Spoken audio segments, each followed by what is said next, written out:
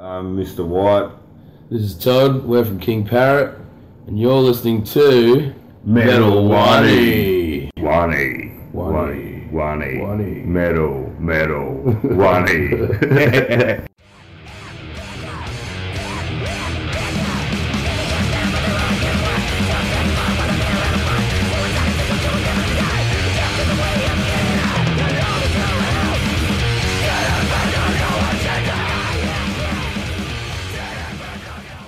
Dallas here with Metal Wani, here with Todd and Mr. White from King Parrot. How's it going, guys? Very Excellent. well. Very well, mate. Sweet. So you guys are about, halfway, third of the way through this tour so far? How's it been thus far, anyways? I think we're about a third. Yeah, about a third. Somewhere. Yeah. After the Canada dates, I think it's halfway. But yeah, it's been fantastic. Really good. Shows have been great. Good turnouts, good feedback. Good.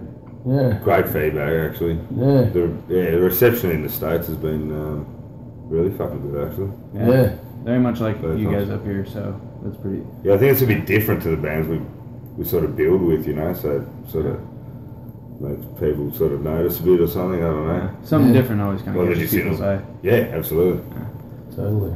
So, how would it compare then to like other runs you guys have done, especially in the States? Well, we've only been over here once before. We were here through March and April earlier on in the year, Yeah, I missed that and one. that was a little different because we weren't. That was our headlining tour, you know, with a couple of bands, Vaporizer from Burlington and Batnet Visca from up there somewhere as well. And so it's a bit different touring with Origin, you know, headlining band. We don't have to sort of get in there real early and fucking load in and all that sort of shit. Sound check, which is always cool. We're having a sound check. Yeah. So I mean, what are your guys' thoughts on Origin and Beyond Creation? Great. I've been an Origin fan for quite a few years, so I was pretty stoked when we got announced to play on this tour. Yeah. I hadn't heard Beyond Creation. I'd heard of them, but they're all good dudes, and it's been a really good tour. Pretty easy going, eh? Yeah. Everyone's cool to hang out with, and it's cool to play with them every night, and everyone's like from day one been pitching in, helping each other. So Sweet. Yeah, it's been absolutely. good. So, and then now, what would be your favorite tour ever? Whether it just be like a perfect lineup, or just great dates, or both? Got an ideal tour. Or no, the perfect tour that you guys have been on thus far. We'll get to the other one later. That's a good question. Yeah, well, I mean, I'm pretty new to this band, so I've done tours with various other bands. So then, what's your favorite from those? Probably touring the US with Obituary 2009 when I was in the Berserker. But I'd have to say this is my favourite tour now. Sweet. Really? Has been pretty good. Yeah, this has been great. Yeah. And Slattery's a funny fucker, so anyway. I'd have to say, I don't know, I reckon that we did a tour, King Parrot did a tour with Cattle Decapitation and Die Artist Murder through Australia around June, July last year, being 2013, and that was really cool. Also, the Cattle dudes were really fucking cool. And then that also, when we came over here early in the year in March, we got to do the first 3 shows with Cattle. Oh yeah. Which was really fucking cool. But so far, every tour's just got its own highlights, you know. Like this tour's very fucking Every rad. tour is great. Yeah, pretty much.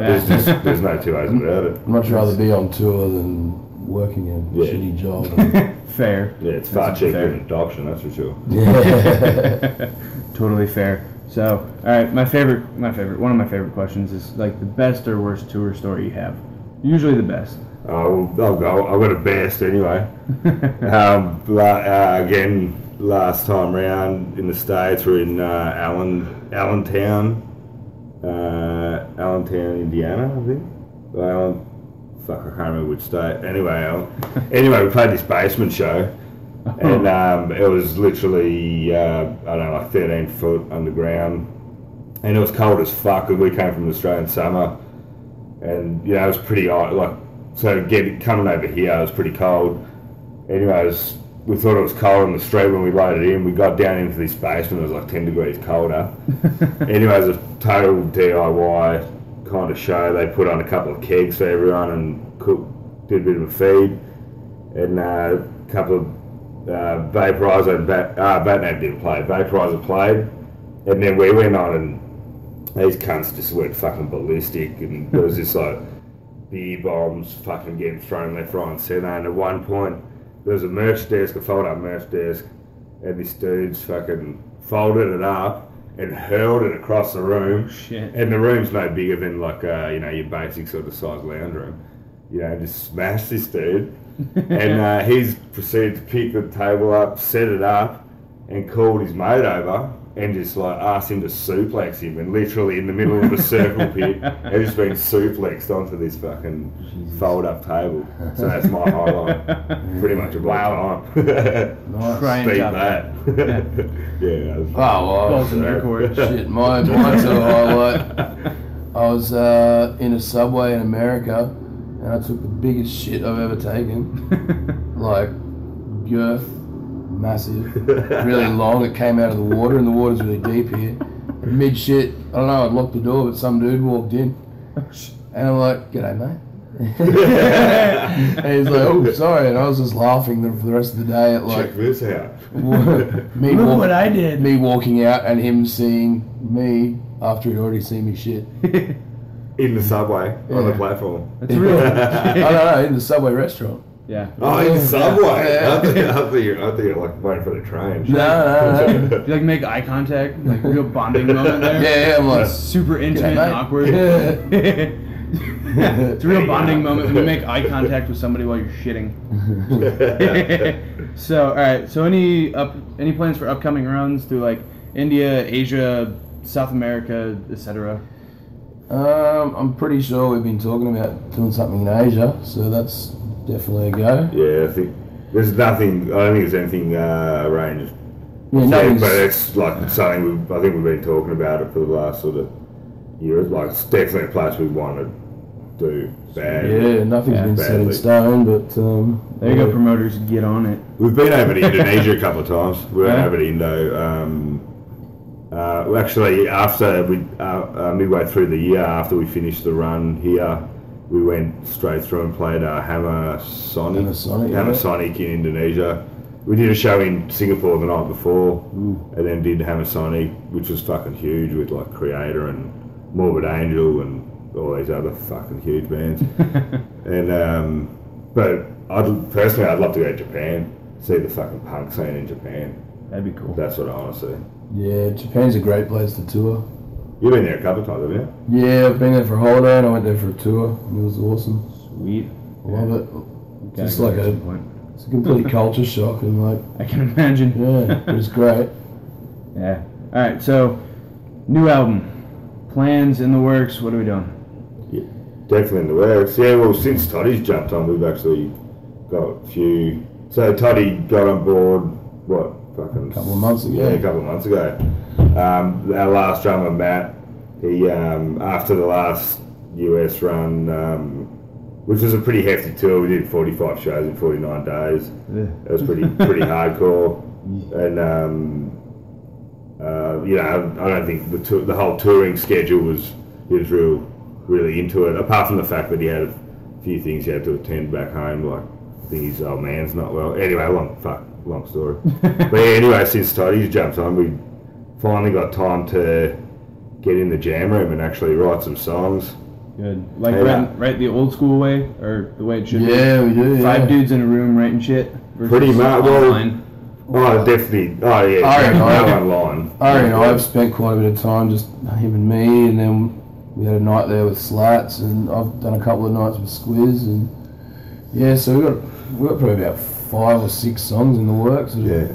Pretty banging. It's been pretty fine because we've had now 3 drummer changes over the last 3 years. We've sort of been not playing catch up, but because we've been touring constantly back home, we've been so every time there's a new drummer coming in, we sort of relearning the set, relearning the songs, and then we go on tour, so we never have time in the jam room to actually write shit. And now Toddy picked it up that fucking quick that we were just able to just get in the jam room and just start fucking around with riffs that have sort of been lingering about for a while, but never anything done with. So to answer your question, yeah, there's hopefully a new album out early next year. Right. That's the plan anyway. Yeah. That's we're gonna hold you to that. I mean, I will hold you to that. Oh, there'll definitely be an album next year, and the plan is to get it out like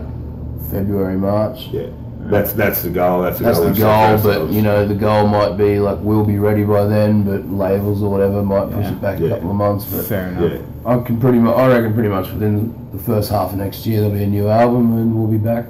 Fantastic. Staying on your floor in Omaha. I'm totally ready. I have the space. It's all yours. See, you aircon to stunned, mate. Yeah. And then in a few months, I will be staying with you guys. So. Yeah, definitely. You coming down? You come down ours, huh? Oh yeah. Oh yeah.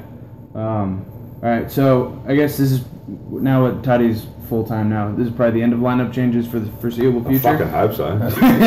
Plan. Yeah. Well, we're pretty lucky, man.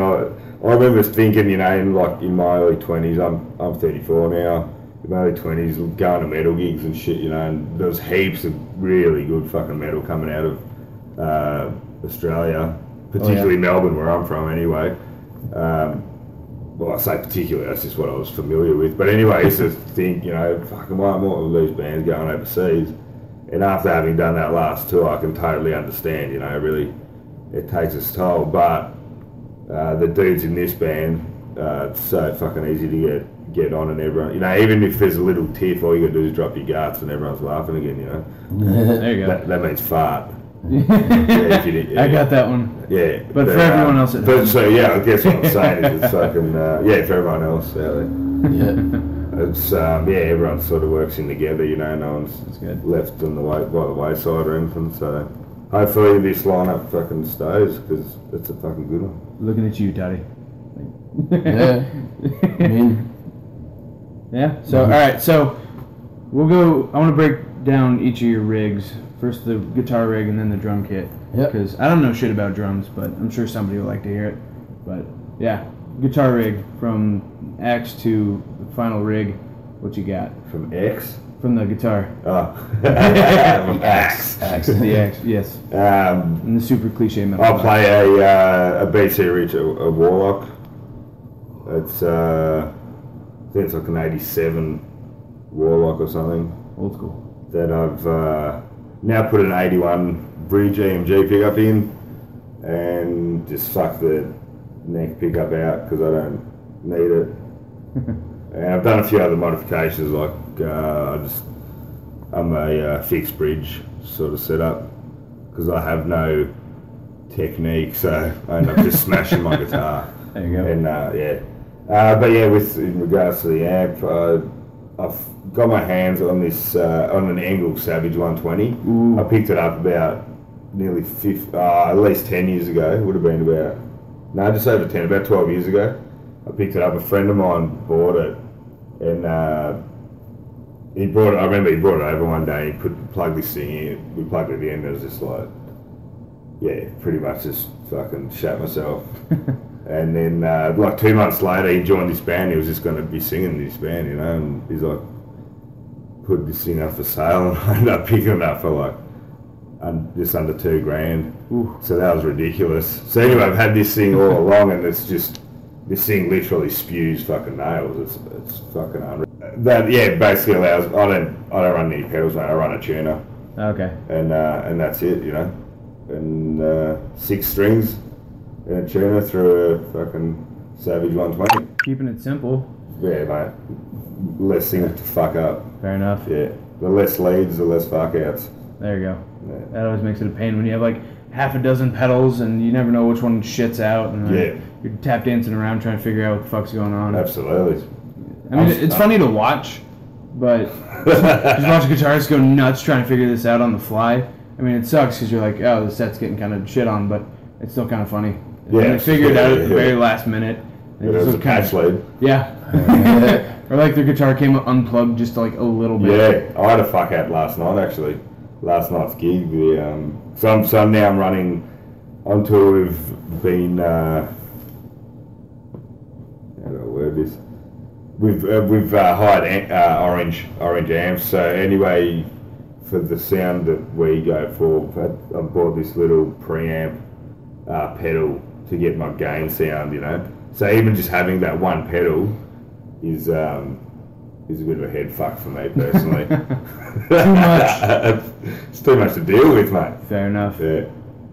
So I can't imagine these people, you know, but they've got half the fucking stage is a fucking insane. pedal fucking board. It's actually fucking nuts. But yeah, all right, drum kit. What you got? Well, I've been a bit of a Pearl player for years, and since I joined King Parrot, they had like the Pearl, Zildjian, Remo hookup. So I guess I get that since I'm the drummer. Can't go wrong So with that. yeah, well, I played a Pearl Export for years. They're a great kit, but the couple of King Parrot tours I've done, I've been using a reference, just your standard, you know. Yeah. Kick, 2 rack toms, floor tom. Keep it simple. Yeah, It seems to be a good policy. Yep. I use trick pedals, Pro 1V longboards. Less is more. Yeah. Yeah, and like, you know, it's sort of depending on what I'm playing as to how much I'll set up. Like I can go from a massive kit to like just a basic setup and play everything. So I prefer, you know, set up less if I have to. Yeah, that's if fair. I can. Make load in just a little easier. Yeah. Especially the always awesome load out after gigs. And then I basically just run, you know, hats, ride, 17 and 18 crash, and 14 and 19 China. There you go. All right, now this is my favorite game of hypotheticals, and the first one is the perfect rig. If money weren't a question, buy literally anything you want from any time period, even if it's been like former guitars that got destroyed, shit that got stolen, literally anything you can think of. Your perfect rig. For me, man, it's exactly what I'm playing. There you go. Are you talking about for what we're doing now? Yeah, or for anything you want to do. Pearl reference. Yeah, Look at that. can't beat it. Best kit in the world. I'm pretty fucking happy with what I got. There you go. Yeah. So no, like, perfect guitar, or do you have the perfect guitar? There always seems to be that one that's out there. Well, no, the best guitar I've ever, which I own, is my Gibson SG1, my 72. Not that the year really matters, but this SG1 with the mini bucker is off its fucking tits. But we just recently got a BC Rich endorsement, and I'm loving the BC Rich. But yeah, that guitar there was just fucking perfect. It's what I started off playing. Sweet. When we were starting King Parrot out, and yeah, that's what I. Can't beat having the dream rig. I mean, no, there's nothing wrong with that. Oh yeah, nothing wrong with the dream. No complaints. But all right. So the second hypothetical would be the perfect gig. You can play with literally anyone, dead or alive, for one gig. Yeah. Slipknot. There you go, Corey Taylor. Get on this. I got to play with AC/DC in Sunbury. Ooh. 1970, fuck knows when. Yeah, I'll do that. Those would be weird ass lineups, but they'd be so That'd cool. be off the fucking floor. Just really mixed crowds. Yeah. Like, but yeah, I think it'd be great to see the mallcore kids meet like the grind kids and just see how that would go down. Because I feel like that would be like the best shitstorm. Well, ever. it's funny you say that because that tour that I was talking about before with Cattle and Die Art, you know, that was a sort of grind meets deathcore or whatever it's called. Yeah. And you know, like there was this whole fucking shitstorm on the internet beforehand. Oh yeah. You know, cunts talking shit, fucking this band shits on this band and all that sort of stuff. And then you get to a show and all the talk's fucking out the window. Within 2 songs, every cunt's having a fucking dance, you know. Like, yeah, no issues. You know, I think a lot of people like to have a lot of fucking words and talk a lot of shit. You know, Too many opinions, especially on the internet. Absolutely, it's too easy, mate. opinion. It's too easy to have a fucking to type in a few fucking words. You know, when it comes down to it, everyone just wants to have a good time, and everyone does have a good time in the end. Yeah, there you go. All right, so the last one, the perfect tour package. So say 2 bands. We'll keep this one restricted to like current bands that are out touring or still kicking at this point. Any two also at any place, anywhere in the world. Who, what, where? That's a tough question. That's the way I like them. Yeah, it's good. I'd say world tour. Oh, King Parrot. go Slipknot. big. Bang. King Parrot Slipknot. Yeah. Sticking with the Slipknot. Yeah. Oh, that's when I started playing drums. I wanted to do two things. It was like play Big Day Out, which I've never done, which is in Australia. It's a festival, and it's pretty much dead now. It's not going to happen anymore. Oh. And play with Slipknot, and I haven't done that either. So. Well, you guys did just pass through their hometown, which... Oh no, yeah. They We're didn't fucking come. spewing that into. They didn't even come out to the bloody show. bastards. Fuck, man, that's a fucking full-on question. I reckon, I'll definitely say world tour. Yeah. Because why not? Right? Go big. And I reckon it would be with... That's full-on. The Stumpers. Yeah, that's a hard question. I suppose it'd have to be some sort of metal or hardcore orientation, wouldn't it? Probably. Probably Madball and do we get two bands? Yeah, two. Oh yeah, you Because get another one you too. said one. Yeah. Apparently Slipknot counts as two because they have that many members. Yeah. That makes sense. I'd go for Madball and Napalm Death. Ooh. For sure. Yeah, I reckon Napalm Death would be up there for me. Napalm is the fucking tits. I have toured with Napalm Death before. Yeah? Yeah, when I was with Berserker. But that'd be sick. I reckon King Parrot would go well with Napalm Death. King Parrot, Napalm Death, Slipknot. Yeah. Man, fuck yeah, that'd be off the... Nobody knows what's chain, going mate. on. It's just metal. Just the thought of fucking playing with Napalm gives me fucking pretty fierce hard on. That's fucking cool. Awesome. Alright, so I guess that about wraps it up. Any shout outs, anybody you want to yell at? Say hi to Mom. Mum's dead. Oh, man took a turn for the dark. Never mind. Hey, that's cool, happens, part of life. Yeah. Shout outs. Yeah, shout out to Slats and Squizzy and Youngie. Yeah. Boy, there you go, mate. Yeah, those guys. Yeah. What he said. I'll give a shout out to Ari for doing this interview with me. Yeah. Definitely and appreciate it. vice versa that. Definitely a shout out to all the Collingwood and Fitzroy crew back home. Right on. Yeah, and the Brizzy Metal Gang. There you go. Alright, well I just want to say thanks again guys for sitting down and chatting with me. No worries. Thank you. Yeah. Dallas, thank you very much. Pleasure. It's been a pleasure. So